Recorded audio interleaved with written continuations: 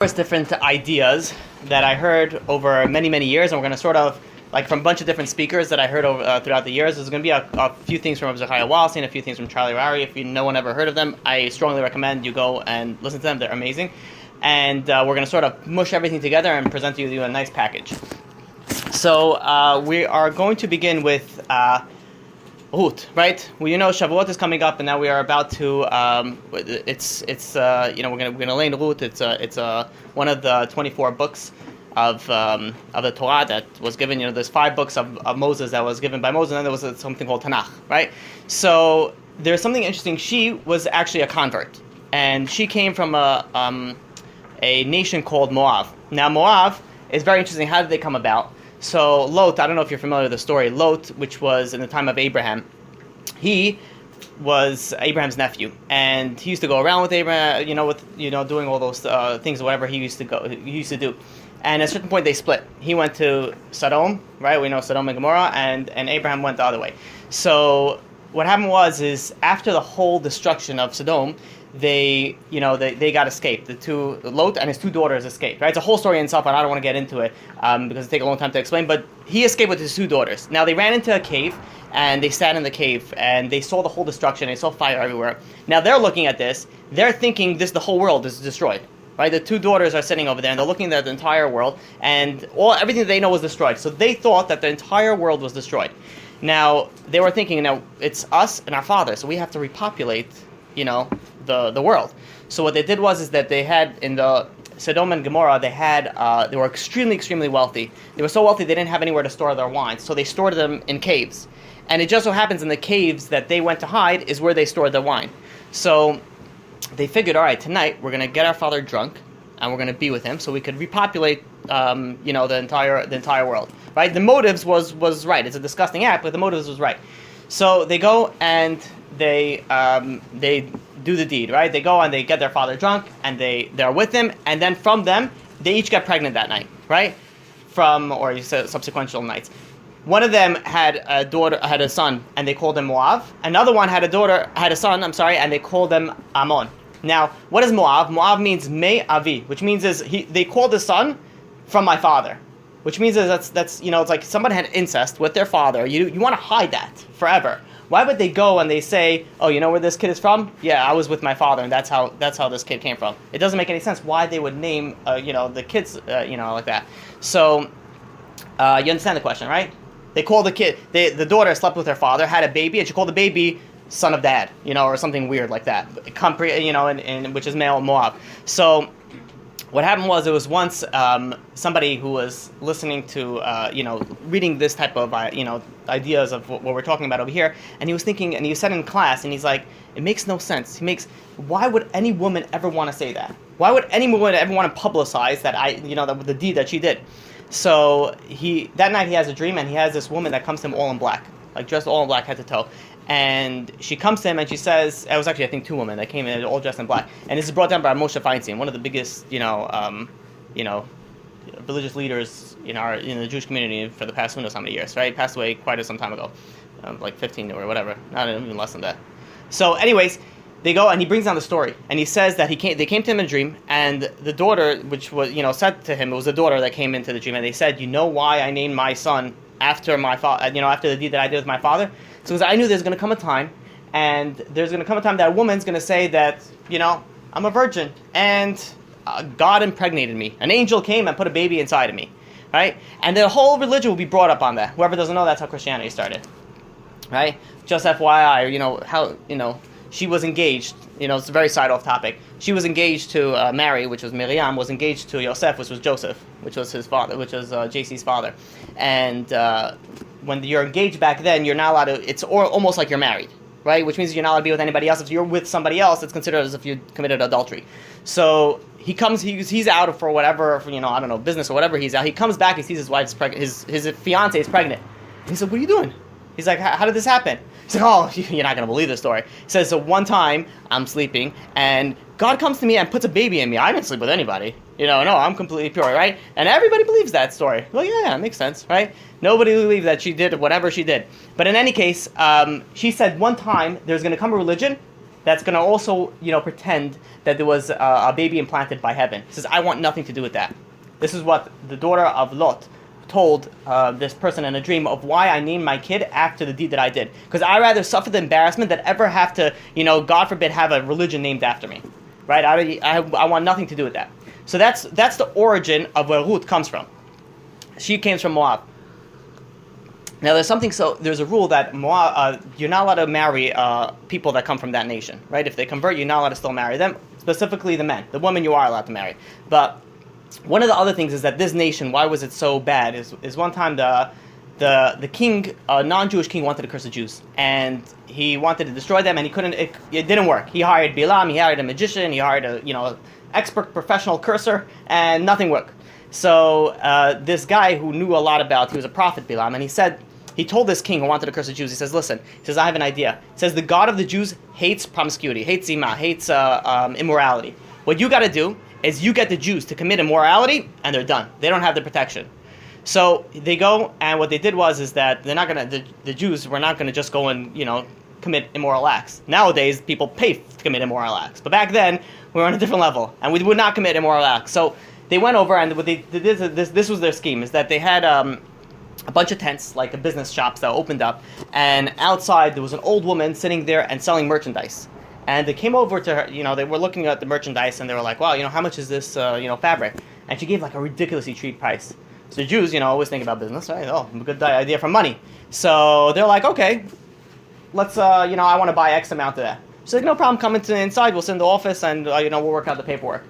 And he says, fine. He says, so first of all, he's thinking, he's like, listen, I'm going to go, there's a woman. I'm not allowed to be alone and a woman in the same place, it's immodest. But it's like, this woman's like, is 80 years old. What's she going to, there's nothing going on. It's like, okay, fine. And they went inside to the tent. Then, what they did was, they did the old switcheroo, the old woman switcheroo. Old woman went to the back, and a young, beautiful woman came out, barely dressed. And she was like, oh, what are you doing? He's like, no, don't worry about it. I just deal with the paperwork, and, we'll take care of the business, and then, you'll be on your way. So he's like, okay, fine, we'll do it quick. And she goes and she's stretching it out, and they starts hitting on him, and they start, progressively, advancing to the immoral state. And eventually it gets to the point where, so they make a little chayim, they drink a little bit, and they get a little bit, rowdy. And then suddenly she's like, okay, she got to the point where basically this woman was going to throw herself onto this Jewish guy and commit an immoral act. And the Jewish guy was willing. He fell into the trap. But right before they did the act, she said, listen, if you want to be with me, she takes a little idol. He says, bow down to this idol. The Jew said, listen, come on, I'm a Jew. I can't bow down to this idol. And she said, fine, you want to be with me or not? And but back and forth, he's like, fine, bows down to the idol, thinking, oh, God, I don't believe in this idol. And they go and they commit this immoral act. And this happened to many, many people that fell in this trap. And what ended up happening is 24,000 people, there was a plague, with 24,000 people died. God was furious of what happened, and all these people committing immoral acts, and 24,000 Jews died. So who was the cause of all this? Was Moab, was this nation, which we don't want to be, we said you're not allowed to marry into that nation. Again, specifically the men. Women are, if a woman, Moabite, converts, you are allowed to marry her. And Ruth was from this nation. Now, what was the main reason why we can't marry them? So going back, what we spoke about Lot and Abraham, which was the mother of this whole nation. Her father and Abraham were a nephew and uncle. So what happened is Moab's, this nation, I hope I'm not losing anybody. I know I'm throwing out a lot of names. If you guys are not familiar with it, just bear with me a little bit. So Moab, which was this despicable nation, went and the ancestor, which was Lot, right? You follow me so far? Lot? A bunch of blank faces. I could start speaking about anything else. Nobody even noticed. I'll switch. Okay, so stay with me a few more minutes, and I'll clarify it all for you. You had here Lot, right? Just imagine a guy named Lot. Then Abraham. Abraham went and risked his life, everything, to save Lot. Lot got captured by a bunch of kings, right? It was like a sort of like a world war, I guess you could say. It was 4 kings versus 5 kings. He got captured by a group of kings, a group of nations. Abraham went and did like a mission impossible, to rescue his nephew. He went and he saved him. And he brought him out, and if not for him being saved, there were, this Moab nation, everything that would have came out for them would have been, he would have been killed. This is, now what happened when we went out of Egypt? When the Jews left Egypt, we went and we passed by this nation, Moab, and we said, listen, we're hungry, we're thirsty. Can you please, spare us some food and some drink? And they said, no, we're not doing anything. And they kept on begging, please, can you give us something? And they refused to do anything. So they went and said, God said, what an ungrateful nation. He says, because of their forefathers, because of us, the Jewish forefather Abraham, you guys are only around because Abraham went and saved your forefather. That is extremely ungrateful, and one thing that God hates is ungratefulness, right? So to give you an example, the job of a Jew is also to be very grateful. Explain it with a story. There was once a king who had a son, and the son was getting of age, and he said, listen, he has to teach, they teach the sons all the ways of the business and the running a kingdom and all, rulership. So they go and they say, the king gives him, he says, here's 100 grand. I want you to go and open up a business or something. Try to make me money. I want to see how successful you are in the world. So, and he says, when you make the money, he says, come back. So the king said, listen, if he comes back with $1 million, I know that he's a smart guy. He's able to run a business. If he comes back with, 0, then I know, whatever, we have got some work to do. So they go and they go to, he leaves. He leaves and he starts wandering around through the town. And he walks from store to store. He suddenly sees a jewelry store. And he goes into the jewelry store, he sees this fat diamond. And he catches his eye right away. And he goes over to the store owner and says, how much is this diamond? So the guy says, this diamond, you're not going to find a diamond like this. It was huge, 15 carats. It was, no, that's going to be too much. Let's call it 5 carats, right? Because he had 100 grand. We have to make it, applicable. He had a 5-carat diamond, and he goes over to him and says, how much is it? So the guy said, it's 100 grand. Oh, well, look, that's what I have in my pocket. He's about to pull out the money, and then he gets a tap on the shoulder. And he looks at him, there's like an old man there, and he says, listen, do you know anything about diamonds? And the guy says, not really, it looks shiny. It looks like it's, worth a lot. He says, maybe go and evaluate it to see if it's worth the money before you actually go and spend 100 grand. So he's like, it's a good idea. So he says, he speaks to this owner, he says, let me go and research its value, and then I'll come back to you. And the guy says, no problem. So he walks out. Now he's thinking, who am I going to go find who knows anything about diamonds? So he asks the old man, do you know anybody who is well versed in the jewelry business? So he says, yeah, I actually happen to know somebody, but he happens to be sitting in prison. But you could go visit him, and he will explain to you everything. So the prince says, no problem. He goes, he visits him in the local prison over there, and he goes and he shows to the guy, he says, I was told that you're an expert on diamonds and jewelry. How much is this jewel worth? So he looks at the jewel for a second. He's like, it's a fake. He's like, what are you talking about? It's a fake. He says, it's 100 grand. How's it a fake? So the guy from the prison takes it and drops it on the floor, and it shatters to like a bunch of pieces. And the guy's like, what are you doing? He says, well, you just broke it. Now I have to pay for it. He says, no, if it broke, that means it's fake. A diamond that's going to fall on the floor, it's not going to break. The guy from the prison collects it all up in a nice little pile, puts it out, says, open your hand, Mr. Prince. So he opens it up, pours in with all the rest of all the remaining parts of the diamond. He says, go bring it back to your guy. It's a fake diamond. So the guy's like, wow, I just got saved. He says, I would have lost all my money. So he goes back to this jeweler, and he says, what, do you sell me a fake thing? And he threw it back in the face, and he walked out. And he's walking, and he's thinking, okay, I need another business deal. So he goes from place to place to place to place. He doesn't find anything that catches his eye. Finally, he goes into this place that sells horses. He thinks, awesome, I'll buy a racehorse. Racehorses are worth a lot of money. The more they weigh, the more the value that you get. So he sees this one majestic-looking horse that, its muscles are bulging out of everywhere, and it's, who knows how tall it is. It's like, the guy sold him. He's like, this horse, nobody could beat against this horse.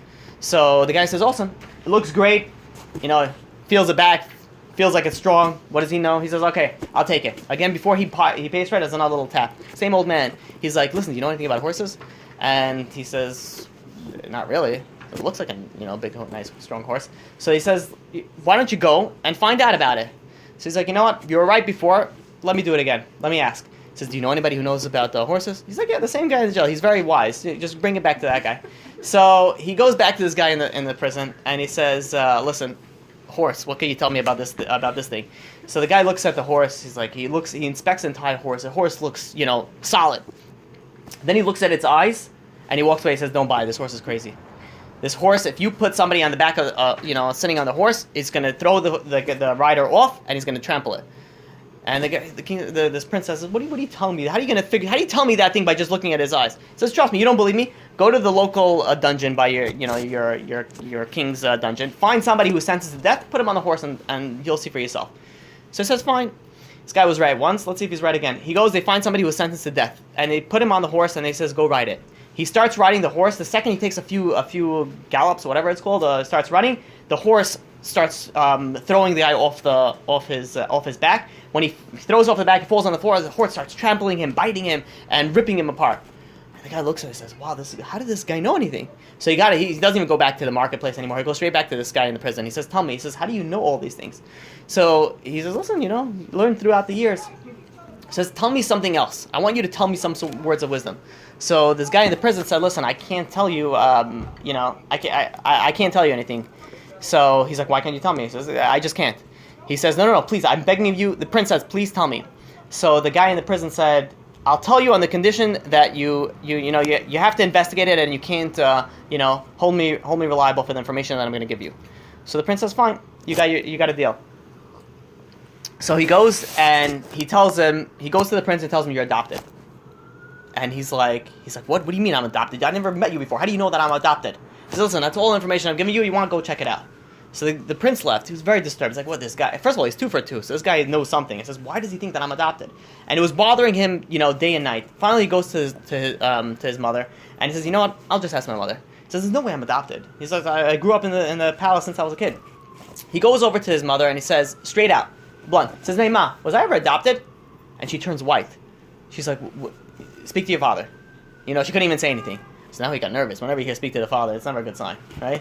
So he goes to his father. He's like, Pops. He's like, and now he's already a little nervous. He's like, am I adopted?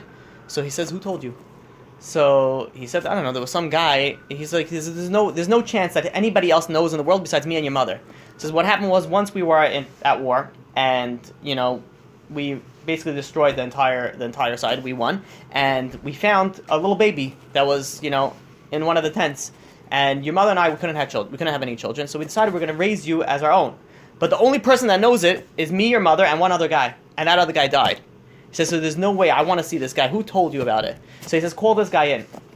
So they call this guy. They take him out of prison. They bring him down to the king, to the palace. And the king goes to him and says, how did you know that he was adopted? He says, nobody knows about it.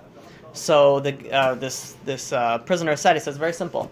He says, he asked me for 2 favors, and I gave him for 2 favors. Never once did he say, what could I do for you? Somebody who is of royal blood always knows to repay the one who benefited them.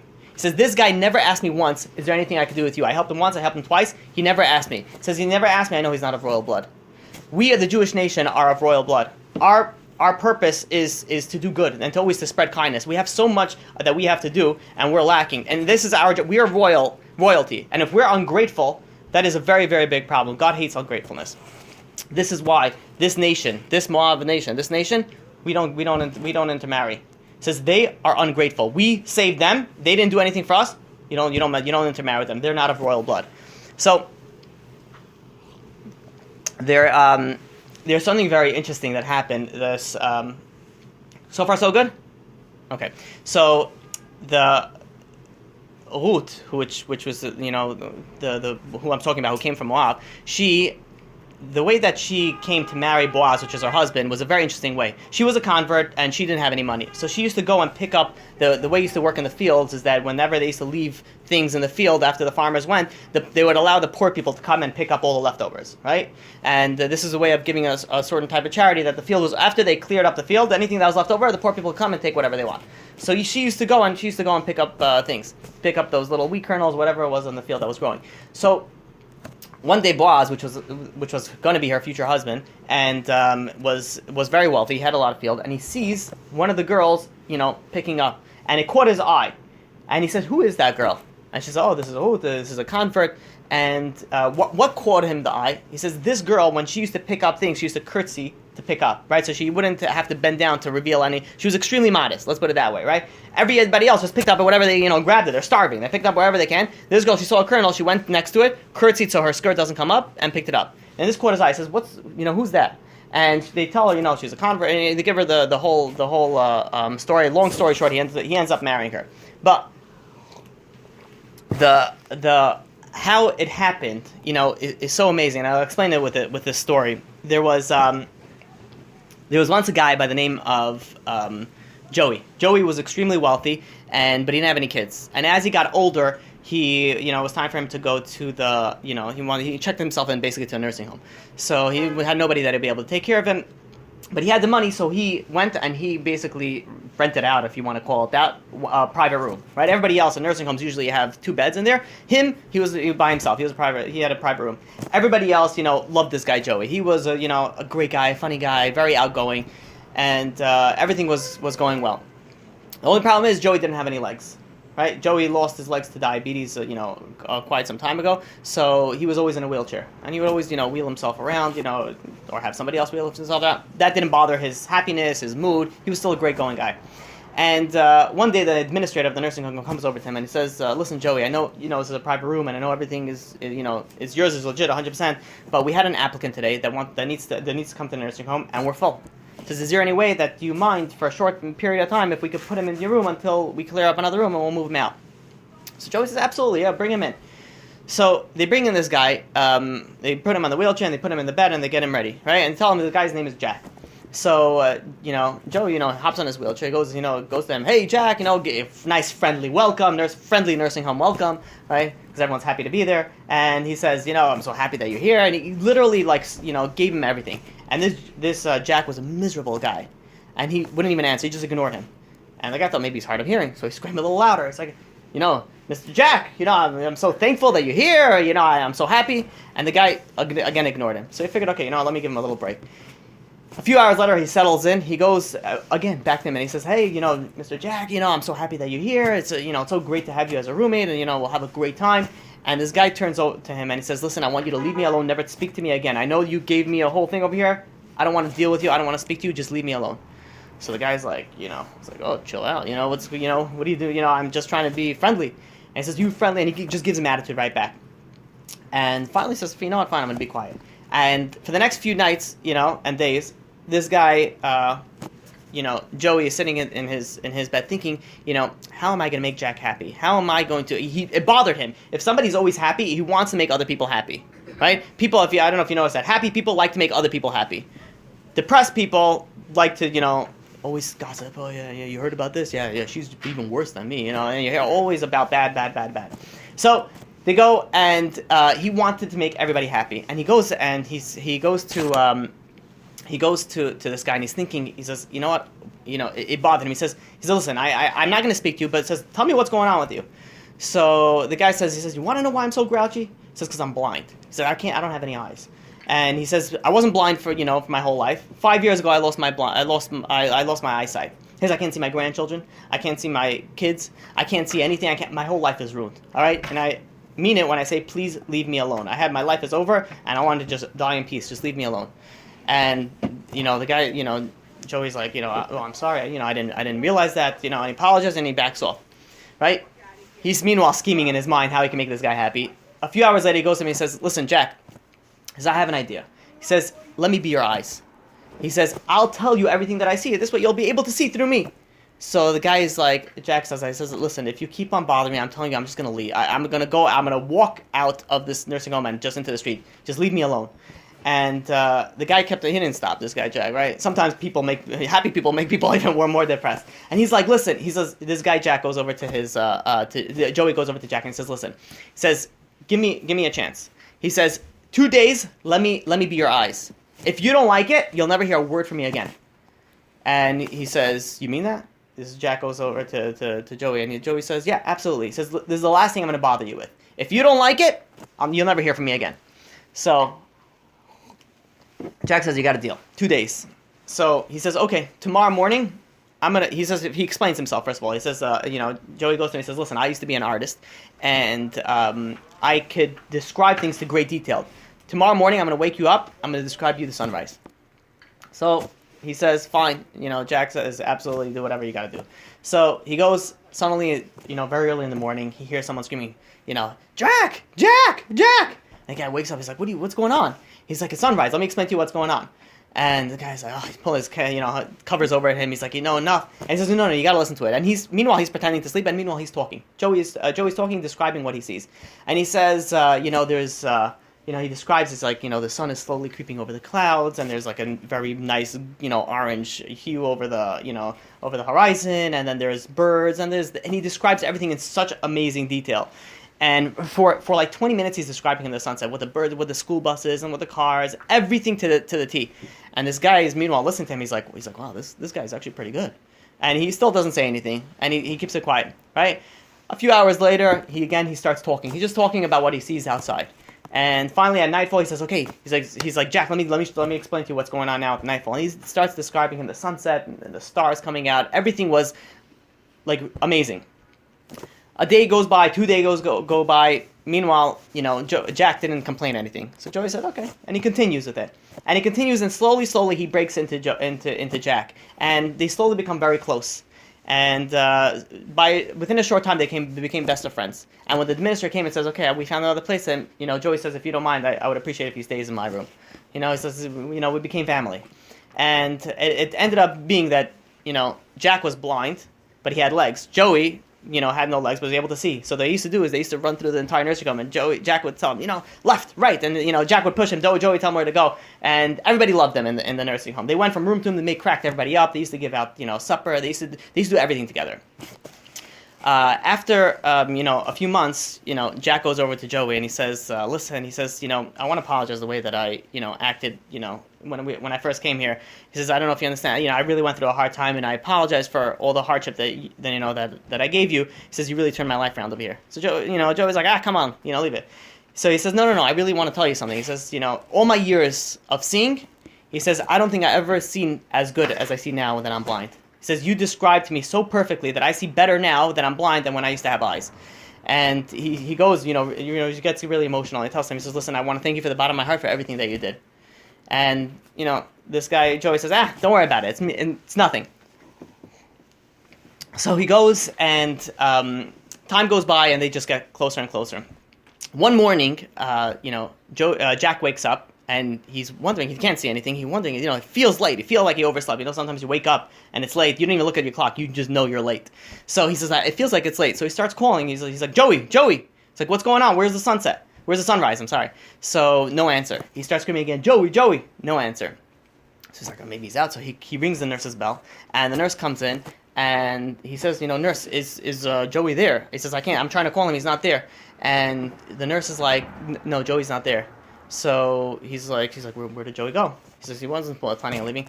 So the nurse, sits down and she says, "Listen, I don't know, I know you guys were close. I know it's very hard for me to tell you this, but he had a heart attack last night while you were sleeping." And he's like, "What do you mean he had a heart attack? What happened?"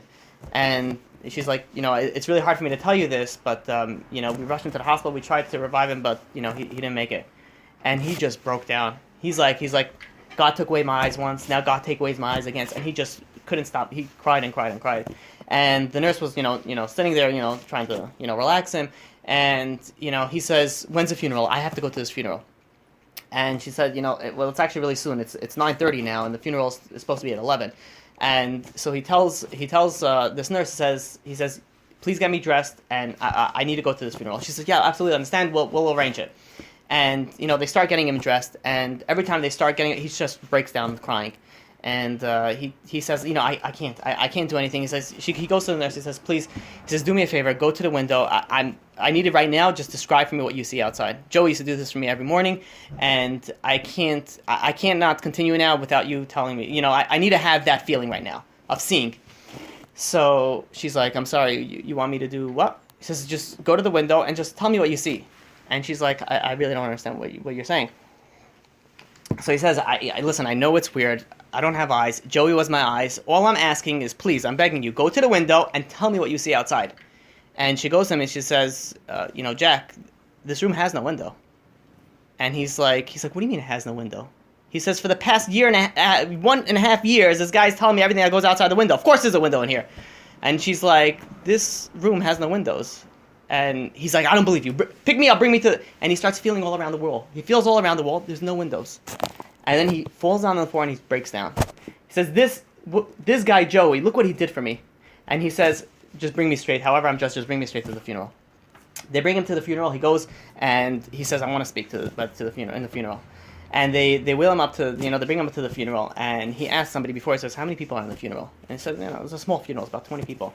So he stands up over there and he says, "If you knew what type of guy that's lying over here in front of you was, He says, this room will be 200 people, not 20 people. He says, this guy, and he said one line, he says, this guy, he took a wall and he made a window for me. He says, this is what we have to do in our life. There are people that have walls. Our opportunity is to make windows in those walls. Boaz, this guy, he saw this woman, very poor, very, so tzniut, so modest. He created a window for her. Says we need to create windows for other people. There are so many people that have walls. It could be emotionally, it could be spiritually. There's so many people that they feel like they want to get more spiritual. They want to get closer to God. They want to do all these things, but they have this wall in front of them, and they can't. Our objective and need is to create a wall for those people. This is chesed. This is what a Jewish heart is, right? Not the one that's ungrateful. This is the one that's grateful to people that even there's no reason to be grateful. The people that smack you in your face and they scream at you and they tell you don't want to and you still go and you do them for them. This is the type of what a Jew is supposed to be. So, there's something very interesting is when we got the Torah, we originally didn't get the first, with the first pick to be the Torah. God went to all the other nations, went over to the angels, and he says, does your nation want this? So he went, let's say, for example, to the Arabic, right? To the Ishmaelim. And he says to them, listen, I got this Torah, do you want it? So what did they say? What's in it? What you got? What is inside it? So he answered, he says, listen, it says don't steal. So the Arab says, not for us. Pass. We need to steal. He says, fine. They went to the next one, went to Esaf. They went to Edom. And he says, you want the Torah? So he says, depends what's inside it. So he says, you're not allowed to murder. Come on, that's what we do. The mafia, what? We're not gonna be able to murder? He says, not for us. Pass. He goes over to another one, to Moab, and he says, what do you want the Torah? He says, what's inside it? He says, you're not allowed to commit adultery. It's like, pass. Next, just leave, this is not something we can commit to, right? Finally, he goes over to the Jewish nation. He says, you guys want the Torah? Yeah, we'll take it. Na'aseh v'nishma. We'll take it, we'll do it, we'll listen and we'll do, right? For actually, if you translate it literally, it means we'll do and we will listen. Which means as we said we'll do before we'll listen, right? That's the type of guy, by the way, you want to, right? He says, hey, I need a favor, honey. Sure, what do you want? Before you ever tell him what the favor is, right? With the Jewish people, we told God, we'll do whatever you say. Doesn't matter whatever you say. We said we'll do before you'll listen. Now, it's very interesting because the non-Jews, they still have everything that I just told you. They're still obligated. They still it's one of the 7 laws of Noach is that they still have to go through those obligations. So what are they telling us? No, we're not going to do it. You're still not allowed to commit adultery. Just because you didn't accept the Torah doesn't mean you're allowed to murder now, right? It doesn't mean that you're allowed to, kill. You're allowed to steal. You're allowed to commit adultery. They're still not allowed to. But what bothered them is that you cannot do it for ethical reasons. For example, I'm telling you not to murder. It's obvious you're not going to murder. No one in the right mind, unless you're a psychopath, likes to murder, right? So what do people do? It says, okay, I'm not going to murder because it's wrong. He goes, no. I want you not to murder because I told you not to murder, not because you know that it's wrong. That's something else. There's ethical things that you understand. You don't steal, you don't commit adultery, you don't do certain things. But I want you to do it for a different reason. I want you to do it because I told you to do that. And they couldn't handle that. The non-Jew says, no, that's not for us. He says, we'll do it maybe, whatever, we'll take it and leave it for certain things, but we're not going to commit to that. The Jew says, we'll do it. We had such a love for God that we, regardless of whatever was inside, he says, we'll take it. This is unfortunate. You look where we are now, day and age, right? For example, back then we were such a high spiritual, level that we would have done anything. Anything that God said, we would have do. What did God say? God said in the Gemara in Talmud in Shabbat in 10b. It says, "I have a present in my." God tells Moses, He says, "I have a present in my treasure house," and that present is Shabbat. He says he gives him a present. Now, what happens if someone gives you a present, right? Here's an example that is easy relatable, right? Imagine, you're cooking for your husband the best that you bought, the most expensive steak, right? And you go and you slave over it for like 3 hours, you marinate it, and you do all these things, and you cook it and you put it on a silver platter with that, the plate on top of it, whatever it's called, and you present him with a steak. You take it, and it smells amazing. And he comes home from a long day at work, sits down, he says, "Here, honey, for you." And he opens it up, he looks at it, and he's like, "What's inside it?" What do you do to something like that, right? You take whatever water you have there and you throw it at his face, right? So what do you mean, what's inside it? Does it smell good? Just eat it. What do you mean, what's inside it? This is the second that a husband asks his wife, what's inside it, when she slaved over it, that's already not off to such a good start. He says, what do you mean? I work for you, I know you, I love you, obviously I'm going to give you something that you're going to enjoy. Unless it's not a good marriage and he's afraid she's poisoning him. So that's something else. And then we know it's about to have a bad start. But what happened over here? It says God and the Jewish people have this type of a love relationship. And God says, I have a present for you. Right? It's Shabbat. What do we say? We'll take it. Of course. Shabbat is an amazing, amazing present. Back then, we were so privileged and so lucky to have Shabbat. What's an example that's also relatable? Is imagine you have a king. And a king sends his prince to a very far off land. And he tells him, he says, listen, your objective in the far off land is to, greater my rule and my rulership and my kingdom. I rule them, but induce fear in them. And, put more of emphasis on the kingdom on them. They're very far away, and I can't really, control them. That when the further away that they are, it's harder to control from the capital. So the son goes, but the father tells him, so listen, they're going to rebel against you. They don't need a king. They think they don't need a king. They think they don't want this. So he equipped them with certain things. Here's some weapons. Here's a shield. And then he gave him a book, spiritual guidance. Here's for you. This is going to teach you everything that you need to know. And he takes it and he goes. And he says, before he leaves, he says, listen, I want you to come visit me every week. He says, you come make the trip every week. This way, I'll boost your morale. We visit the king and the prince. So the prince said, sounds good. He goes over there. They start rebelling. He's falling. He takes his shield and he protects himself. He does everything. Then it comes back the week. He meets with his father, the king, and he just rejuvenates. The king gives him boosts his morale, and he says, you're doing great. You're doing this, and he sends him off again. And this happens week and week and week again. This is what we are. God sent us into this world. God sent us with a mission, right? Everyone here has a mission, right? We're not here to, have fun, be merry, drink, for tomorrow you may die, whatever, some stupid thing like that. Some alcohol guy, someone who's stuck in alcoholism decided to produce that. What do you mean, be merry, for tomorrow you may die? What type of living life is that? Is you live life in the moment, right? There's another new thing that now, I don't know, there's some sort of acronym also. Which I'm bad with, so I don't know. But it's something you only live once, or you only live. Yeah, okay. So you only live once, right? Mm-hmm. Unfortunately, not many people come back as reincarnation. And what if you only live once? So now jump off a plane, because you only live once. So now risk everything because you only live once. Right? I don't understand the ideology behind it, but whatever. It's for a different time. My rants, my blood pressure. All right. So, anyways, so now where were we? I have no idea where I came from. Well, Shabbat. Thank you. I lost my train of thought. Okay, so now what happened is they go and we come into this world. God sends us on a mission, but God said, listen, this world is a very tough place. What I'm going to do is I'm going to give you guidance. Here's a book of instructions. This is how you're going to live your life, so you're not going to fall into trap. And I want you to come visit me every week. And that every week is Shabbat. Shabbat we call when we sit together with our Father in heaven, with the God. And what a privilege that is. You get a one-on-one audience with God. What does everybody say? I use my cell phone. Guys, I'm not working. I'm just gonna use my cell phone, right? Just watching TV, right? This is someone giving you a gift, and basically you're shaking the box. You'd be like, well, is this expensive? What's inside here? You open it up. Can I exchange this for something a little bit, different in front of their face? God's giving you a present, and what do we say? Thank you. What did we say? We said, not interested. Thank you very much. So, this is, unfortunately, we fell very far from where we should be. I'll tell you this idea that how much time do we have? I have a little bit more time. Okay, so we're not going to go that much overtime like last time. so it's only right. So now, you're good. See, it's not the people that say I'm good; it's the people that don't say I'm good that I listen to.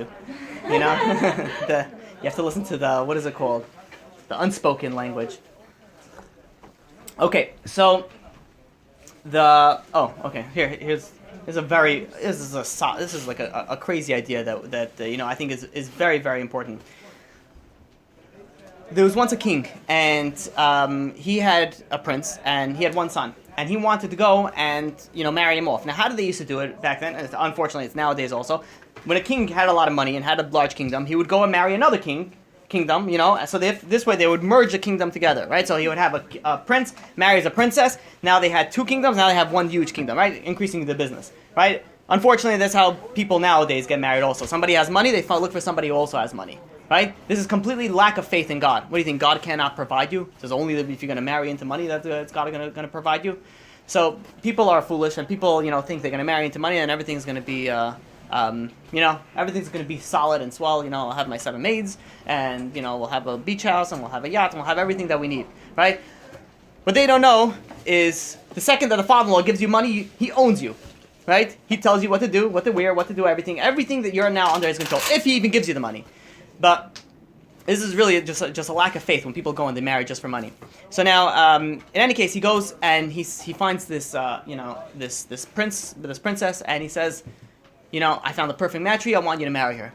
Well, the prince can't say anything. He's not going to say no. He says, oh, fine, I'll marry her. And he goes and he marries her. A few months later, the king passes away.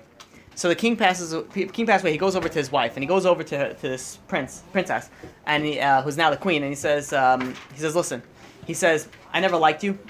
I always hated you. I never liked anything about you. And says, now that my father's died, he says, I want you out of my face. He's completely disgusting to her. He says, I don't want to see you. I don't want to hear from you. He says, you want to stay in my kingdom? Fine. You want to stay in my castle? Fine. I never want to see your face again. He says, and she was shocked. She's like, she fell madly in love with this prince. And she was head over heels for this guy. And she's like, what do you mean? And he's like, enough. He's already king. He went up to his head. He's like, enough. Take her away. Wouldn't even give her an explanation. She goes away, and he doesn't see her. Meanwhile, why didn't he want to marry her? He's young. He wants a party. He wants to enjoy. As a king, he get anybody basically that he wanted. And he went and he had a very enjoyable 20s into his 30s. Finally, he figured I'm getting older. It's time to settle down. Let me find a queen. Completely even forgot that he's actually was once married to some woman in the palace somewhere. And he goes and he starts puts on a show. Who wants to marry the king? Every girl comes and they do whatever, gives her roses and leaves. Right?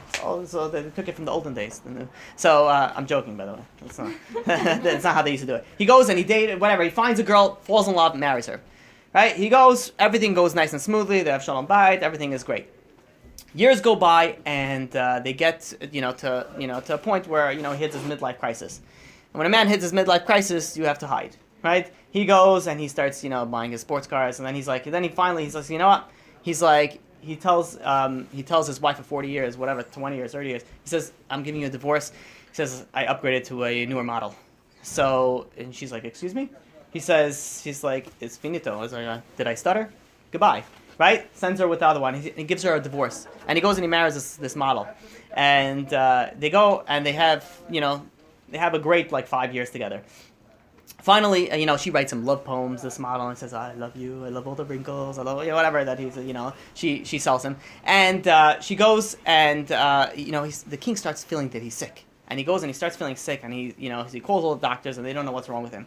He brings in a specialist, and they search him, and they tell him, listen, you're extremely sick, you got a few weeks to live. And the king says, what are you talking about, a few weeks? I was healthy 2 months ago. The doctor says, listen, I don't know what to tell you. He says, you have this growth inside you, it's spread everywhere, you got a few weeks at best to live. So, the doctor leaves, and this king took it really hard. He's like, what do I do with my life? He's extremely nervous, but what he's more nervous about is what he's going to go up into the next world. So he's thinking, and he puts things in order, and he's like, I can't. He starts, the more that he thinks about death, the more that he thinks about the next world, and the more that he gets freaked out. And he's like, I can't handle it. I cannot go to the next world by myself. So he calls his young model wife, and he says, I want, we've been married for 5 years. I love you dearly. And she's like, yeah, I love you also, blah, blah, blah, blah, blah, all that fun stuff. And then he says, listen, and he takes a box, and he takes open the box, and he opens it, and there's 2 nice cyanide pills in there. And he says, listen, I'm asking you, let's do a Romeo Juliet, die with me so we can go to the next world together. So she takes it back. She's like, excuse me? She's like, He's like, die with you? So I'm waiting for you to croak. As soon as you die, I'm going with Juan, the gardener. We've been, waiting for you to go so we could take everything and we're traveling the world. So the king says, I thought you loved me. I thought we had a connection. I thought we had a whole thing over here. So I don't know, a connection you thought of, I mean, I enjoyed, the money and everything and the honor and the fame, but there was no connection here. So basically she put him on, on a joyride for 5 years. And he's like, I can't believe what a fool I was. And he sends her out. He's like, just leave, just get out of here. And he thinks about it. He calls the servant and says, call in my wife of 40 years. Calls in his wife of 40 years. And he says, listen, honey. All of a sudden he says, honey. Yeah. So listen, honey. She's like, what do you want? She says, I know I've done some wrong things. And, things I shouldn't have done. he says, I apologize for everything. I realize that you are really my true love. And I want to ask you, please come with me to the afterlife with me. And she, pushes the box away. She says, listen, we had a good time together. Yes, you are crazy. Yes. He says, but I'm not dying with you. He says, one thing I'll give you is I'll never marry another man. He says, after I was with you, I'll never marry another man. But after that, I'm not giving you anything else. He says, I'm not dying with you. And she leaves. And the king is sitting there, and he's, crying. He can't handle it. He's getting, very, very anxious, and his anxiety is building up, and he's thinking he's going to die. He doesn't know anything about the other world, and he's dead scared to go to the next world by himself. No pun intended. So he goes, and he's sitting there worried in his bed, and suddenly he hears a little knock on the door.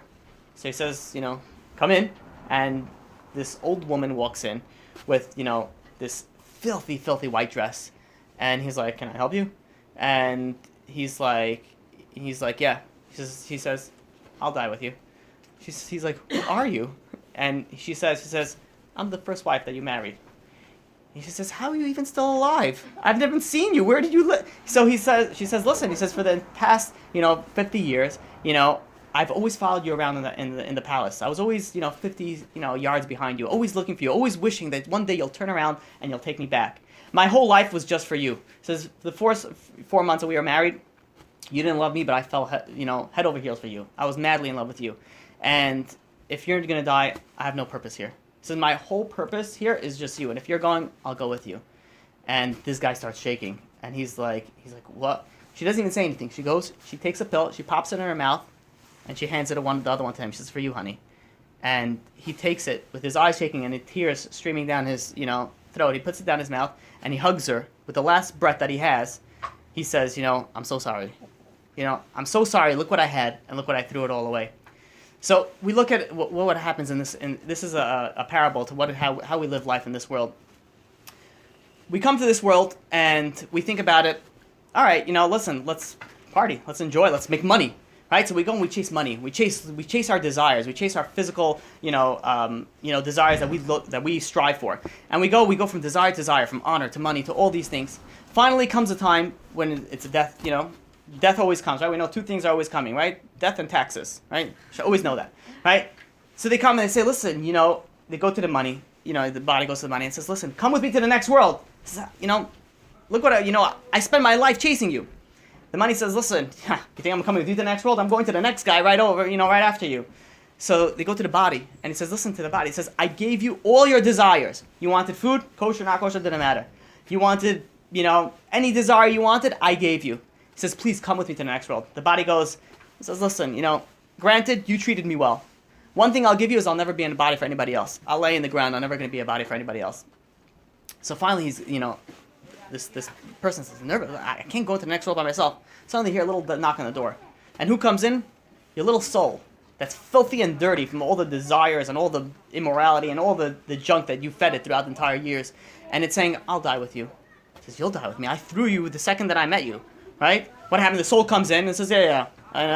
Very nice. I'll see you, I'll put you over here. Let me deal first with what I gotta make money. I gotta go on vacation. Come on, how you gotta do that? There's no kosher food, so fine. We have to eat. Well, I'm gonna starve. I can't eat vegetables. So, I gave him anything, right? What did the soul? The soul got nothing. Only the day of the death, the soul's gonna come knocking on the door in the dirty white dress and says, I'm here for you. The only one that's coming to the next world is your soul.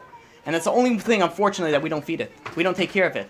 We don't give it what it needs. And then what are we left with? We're left with a dirty little soul that loves us so dearly. And what is a soul? A soul is a part of God. I'm going to finish off with this one amazing story. I know we said a lot of stories tonight. I didn't intend to have all these stories to come out. I had that whole thing about something else. But God put it in my mind, so let it come out. This story, if you heard it before, please don't say anything. Probably one of the most powerful stories I've ever heard. So... there's once this, and we'll finish with this thought, and we'll open up for some questions. So there's once this girl who, how it reminded me. We spoke about a blind girl. So this is another story about a blind person. This is a blind girl. So there's once this girl that was blind, and she had a very hard time getting married. Everybody would, always, try to set her up. It wouldn't go. Like nothing. She was a great girl. Everything was amazing, but she wasn't able to see. And, it took a toll on nobody, and she got older on the years, and nobody wanted to marry her. Finally, the Shatran, the matchmaker, calls her up and says, listen, I have a guy for you. I think he's an amazing guy. go out with him. And she was already burnt out. I'm like, come on, it's not going to happen. He says, the matchmaker says, listen, try it. Just try it. So they go out on a date. And this guy falls madly in love with her. Like, she doesn't understand. She didn't think of herself as a catch because everybody dumped her throughout the entire years. But this guy fell madly in love with her. And, and they kept on going out and they kept on getting a connection. And the connection kept on getting stronger. And finally, he proposed to her. And she couldn't believe it. She couldn't believe it that someone like her is getting married. And she felt like the luckiest girl in the entire world. And they get married, and he takes care of her, and he does everything for her, and they have an amazing, amazing marriage. And they go into one day he's sitting home with his wife, and after quite a few years of marriage, and they listen on the radio. And on the radio, they're listening. There was an advertisement. There's a doctor coming in from an out of country place that his specialty is eye transplant, which nobody ever heard of before. It's not even possible. This guy, he says, if you're blind, I can make you see again. And nobody could believe it. The second she heard it, and here, she started, her heart started, it's like, honey, call the number, get the number down, write the number down. And he's like, I'm already dialing, don't worry about it. He calls up, busy, everybody was calling in. And, she keeps on saying, he's like, you gotta try this for me. So this is my ticket out. So he goes, and after a few days, he finally gets a hold of somebody, and he says, "Listen, I saw your ad in the, in the paper, on the radio, regarding the thing. I have my wife, she's unable to see. Can you please?" He says, "Absolutely, bring her in for an evaluation." They bring her in for evaluation. She is so nervous, she's so excited, she's so happy, and then they bring her in. The doctor checks her out and says, "Listen, you're our candidate, but I have to tell you one thing." She says, "We'll put you on the list. There's not every day that people donate eyes. It takes time." Says, "You are a candidate, you'll go on the list." So she's so happy, so excited. She says, "How long is the wait list?" So the doctor says, "Listen, to be honest, where you are now, about 20 years." She's like, "What? How much is the wait? 20 years?" She says, like I said, it's doable, but it's very, people only after they die and they write off a, affidavit and they say that they can donate, they give the eyes. The eyes don't come that often." So she says, "Fine, I appreciate it and thank you." And she walks home, depressed. And the husband looks at her and she's, she's, down. Like, he got her to a point where she was so upbeat, she was so happy about life again. And now everything that he worked on for the past few years, right down the toilet, completely back down to depression. She says, "Oh yeah, it's never gonna happen." And so the husband says, "Listen," he says, "let me make a few phone calls. I have a wealthy, uncle in a faraway, town." He says, "Let me see if he could pull some connections. He happens to know this hospital, and let's see if he could do anything." So she's like, "Fine, do whatever you want." She lost hope, completely lost hope, gave up. And she goes, and for weeks he's working on this. She hears him making phone calls. He's going out and this, and she never asks him. She never even asked him about it. One day, he comes back and he says, "Honey, I need you to sit down." So she sits down. She says, "Yeah, what is it?" And she says, "Next week you're going in." He says, "I got you bumped up." And she's like, "Don't joke with me." He's like, "Don't joke with me about this. I'm going through a tough enough time. I know it's not possible. Please, it's not funny." And he's like, "You don't understand. For the past, 3 weeks, all I did was running around from place to place, calling my uncle had money. He pushed everything. You don't understand. You got pushed to the top of the list." He says, "They called us, that they said that it seems like they're going to have a donation soon of an eye, right? Of eyes." So she's like, "Are you serious?" And he says, "I'm dead serious." And she couldn't sleep for the next week. She was so happy. She's like, "I'm going to see. This is going to be amazing. I love you so much. I can't believe you did this for me. You're such a great husband." And she's like, completely like, she's like, "I'm so lucky to have you." Non-stop, compliments for the entire week. And comes the time for the operation. So the doctor goes and explains to her everything. She understands it. He puts her down on the table. And the husband goes and holds her hand and says, "Honey, listen, there's something I need to tell you." And she's like, "Yeah, sure, anything, honey, what do you need?" So he says, "When we first started going out, I knew that you were blind. And I told the matchmaker to leave out a certain item, of my appearance when, when you set it up, because I figured you're blind, you're not, and, I didn't want you to know about it." And she's like, "Don't worry about it." It's like, "What is it?" So he says, "I'm also blind." He says, "I just got used to living this way, and I know how to take care of it." He says, "I never wanted you to feel bad for me. I always wanted to take care of you." And he says, "Now that you're going to be able to see," he says, I want you to know about that." And she's like, "Don't worry, we'll call your uncle, you'll be the next on the list." And he's like, "Yeah, don't worry about it, I'm already on the list." but I wanted you to be the first one. And she's like crying and, tears away. And she's wiping her tears and she says, you're so amazing. He says, don't worry about it. I'll take everything that you did for me. I'm going to take care of you from now on. And he's like, don't worry about it. I'm sure of it. And he gives his wife a kiss and they put her under an anesthesia, right? They go and she goes under the operation and she goes into the recovery room. Right? When she wakes up, she starts calling out. She has bandages over her eyes. She doesn't see right away. And, she starts screaming. The nurse comes in over to her and says, listen, let me call a doctor and he'll explain to you everything that, how the surgery went. They call a doctor over and the doctor comes in and he says the surgery was a great success.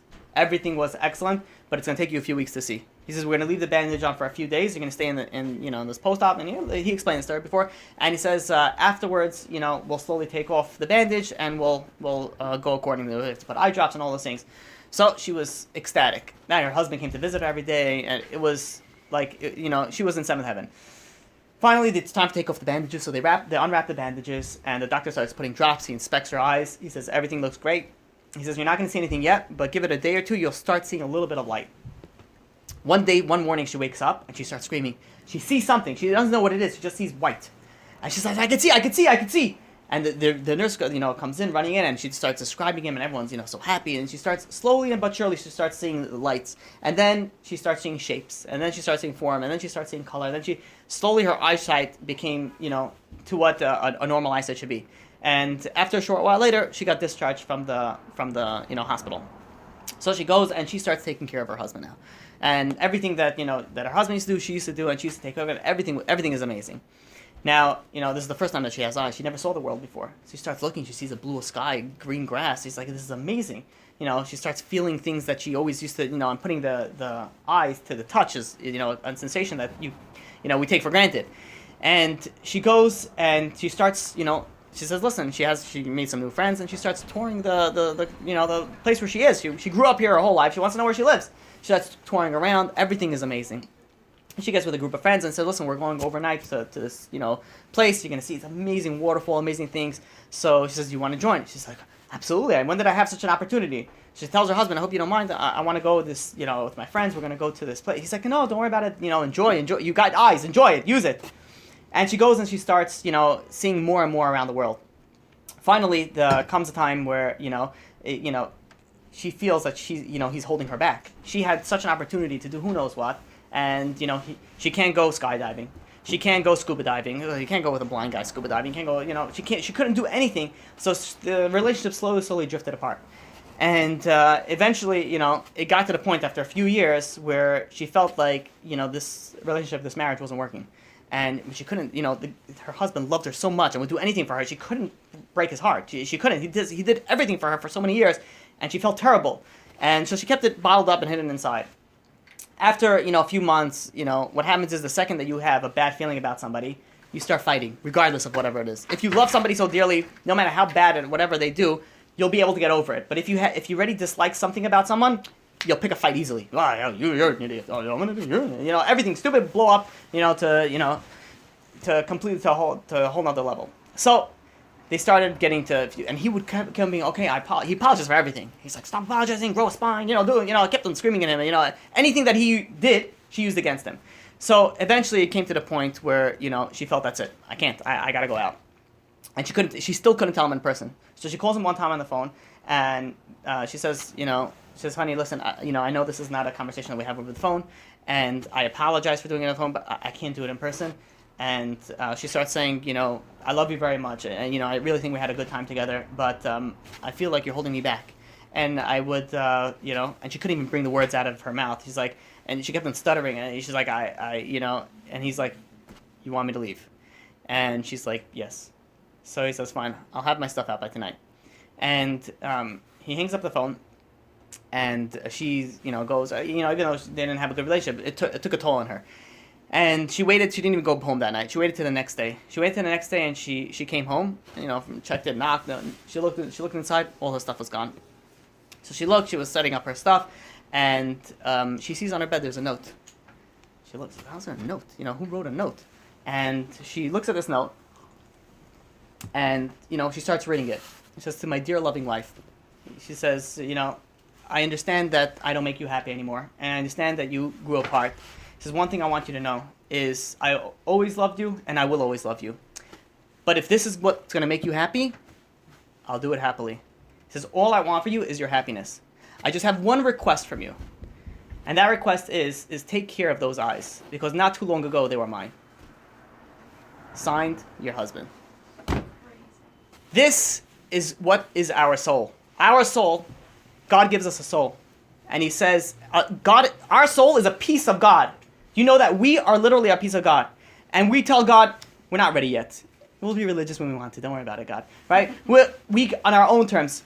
God says, fine, you want to go enjoy your life? I'll give you the money. I'll give you this. I'll give you everything.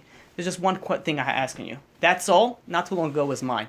You weren't born that long ago. Not too long ago, that soul belonged to me. The one thing I ask you is take care of that soul. And what do we do? What do we do? Throw it right back into God's face. I can't keep Shabbat. I can't do this. I can't do that. I can't is not a word. It should not be a word in anybody's vocabulary. It should be I don't want. Or I don't want to enough. That's what it is. The only reason for failure is for a lack of trying. Once you give up, you fail. There's no such thing as saying I can't. It's I don't want. And the proof is, and I said this to many guys again and again, some guy comes over to me and says I can't keep Shabbat. Shabbat is a covenant between you and God. It's one of the most important things in the Torah. Right? Obviously, we can't rate them, but the Shabbat is so important. I go over, I'm speaking to some guy, and I told him, he tells me, he can't keep Shabbat. There's no way. There's not a chance. So I tell him, I'm like, I guarantee you that I can make you keep Shabbat. He's like, not a chance. So I said, okay, fine. I'll pay you 10 grand to keep Shabbat. He's like, come on. What are you, pulling my leg? He's like, 10 grand, you'll keep Shabbat? It's like, 10 grand. This guy wasn't making a lot of money. 10 grand. I'll keep Shabbat starting from today. I'll keep it till next week. I'll keep Shabbat. So I said, I just proved to you in 30 seconds that's not you can't keep Shabbat. You don't want to keep Shabbat. And why don't you want to keep Shabbat? You don't know the value of Shabbat. You don't understand that it's worth more than 10 grand. You don't understand that eating a kosher food and making a blessing over it is worth a lot more than the best steak in the entire world. And the reason that most people don't keep the Torah, keep the mitzvot, is for a lack of understanding, a lack of knowledge. We don't understand the beauty of it. God gave us the Torah. We had such a strong relationship with God. We told him, anything you say, we'll do. Right? We'll do anything. Anything you want, we'll do. Because we love you so much. Now look at where we are today. Look at our generation that we are today. We can't do this, we can't do this, we can't do this, we can't do this. God says, I'm a part of you. I'm a part of you. And all I'm asking you is, please, take care of the part that I gave you. So I think it's very important that all of us, we leave this room today, we have to think about it. We have a piece of God inside of us, right? Should make a song out of that. We have a piece of God inside of us, right? It's our opportunity. It's not even an opportunity. It's our obligation to make sure we take care of that. We're borrowing this thing. And we have to make sure we don't dirty it up. And we don't give it back to God after 120, very defective and very broken and very miserable, back to the place where it rightfully belongs. Any questions? Silence. Yeah. Okay, they teach us in kindergarten, okay, Hashem asked all the other nations if they wanted to Torah, and everyone said no, and then we said asked every Shema. Make a song out of it. Okay. Yeah. So, but first and foremost, I want to know, during the timeline, when did that happen? Did that happen before we left Egypt? So, it's a very good question. I won't be able to give you a right answer, only because I have no idea. This is the way that it works is the Torah was created 974 generations before the world was created. Which means is the world was created for one purpose, and that purpose was the Torah, right? A lot of people came over to me and said, I understand, we're Jews, we're putting ourselves like we're so high and everybody else is so low. And that's completely misrepresentation of Judaism. It's nothing that we're so high and we're so low. We have different jobs. You have somebody that's a CEO of a company, and you have somebody that cleans the toilets, right? The guy that cleans the toilet, let's say he makes $500 a week. The guy that's a CEO, let's say he makes $500,000 a week. He says, oh, racist. You see that? Why is that guy getting so sexist? Look at him. Why is he making so much money? I should make the same amount of money. So you guys have different jobs. You become CEO, you make that money. We have different jobs in the world, right? We have a lot more obligations. We have 613 obligations. They have 7, right? Even though now 613, most of them is not applicable. We don't have a Bet HaMikdash. Not everybody's a man. Not everybody's a woman. Not everybody's a Kohen. There's so many things that are not applicable. So if you count it, how much, there's a lot less than 613 that we actually have to do. So we have all this amount that we have to do. We have a lot more responsibility than the non-Jews. So is anybody else hot in here, or is it just? You are. Is it just? No. For me, the window is open, I think. But Is there anything in particular we could do on Shavuot, or? How do you stop this? Yeah. What was your question? Is there anything in particular we could do for Shavuot or should be doing? Anything we should focus on? You mean besides the regular stuff for the holidays? Yeah. No, I didn't get to that. I was actually thinking about. There's no specific holiday. There's no, like Pesach we have matzah. We have all these things. Sukkah, Sukkot we have Sukkah. Shavuot we don't have anything. It's just learning Torah. It's getting close to God. Say Tehillim. David HaMelech is very big on it, so it's a very big thing. Say Tehillim. Tehillim, especially for girls. You want me to take a picture of everybody? Be in it. Maybe. Yeah, if you can. That'd be great. Because then this is like just snap away. I'm not gonna get everybody in here. Oh, thank you.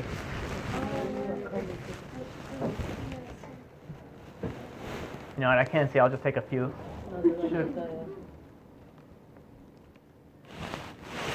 Can you move it? Yeah, just a little bit over. Sorry. Oh, that's much better. Let me go on this angle now. All right. 1, 2, and let's take 17 more so everybody will look good. There you go. All right. And now I'm assuming everybody has to go pass it around, make sure they look good. You want me to wait here to take more? No problem. My pleasure. No, I can only imagine. Oh yeah. I'll flush them out. Don't worry about it. No, it's good. It's good. I always say, even if you come and you fall asleep, it's still better. It's still good to come. Yeah, that's true. It's still good to come. Even if you come and I have in my house, I have guys Friday night come to my house. Some of them just come, they take a beer, and they fall asleep. And they say, oh, why should I come? I say, no, come, drink and sleep. You got reward. If you're not sure if you should send like your kids to a class, or if you yourself are not at the point yet where you can really like accept whatever's going on in the class, you should still go anyways. Eventually, even if you fall asleep, eventually Right, it'll come in. Yeah, that's true. Where do you live? P and 18. Not too far. No. I have a question. So you were talking about prayer a while ago and like to pray in the morning. I was just wondering if there's like anything special that we have to do for prayer. Prayer for women is interesting. You could literally, if you ask, there's a point to one opinion. You just speak to God. If they ask Him for something, then you're good with that. Sorry, but if you read Hebrew, but it's transliteration. So what you could do is there's a few things that you could say. It's not so much. It's like Shmona Esrei, which is like, going back and forth. There's like a few things that all you need to say. In the beginning it'll take you a little bit longer. The Shema Yisrael, you should also learn how to do that transliteration. You could actually Google, Shema Yisrael transliteration. I can even find it for you if you want. If you have go out and buy a prayer book if you can, a transliteration in English or something like that. Bring it here one time and I'll mark off everything that you need to. Okay. I think that would be easier instead of, and they'll go according to like levels of how much you start with and things like that. Okay? All right, guys. Take care. Have a good night. No problem. My pleasure.